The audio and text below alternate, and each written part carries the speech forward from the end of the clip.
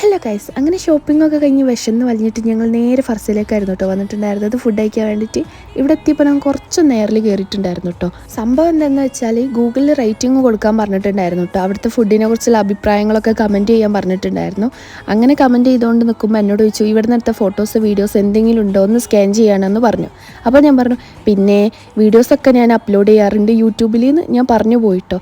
അപ്പോൾ അവർ ചോദിച്ചു, ഇൻഫ്ലുവൻസർ ആണോ എന്ന്. അപ്പോൾ ഞാൻ ആന്നൊക്കെ പറഞ്ഞു കേട്ടോ. ഞാൻ ഈ യൂട്യൂബ് വലിയ സംഭവമായിട്ട് എൻ്റെ മൈൻഡിൽ കൊണ്ടെടുക്കുന്നില്ല. ആസ് എ ബിഗിനർ എന്നുള്ള ലെവലിലാണ് ഞാൻ കൊണ്ടെടുക്കുന്നത്.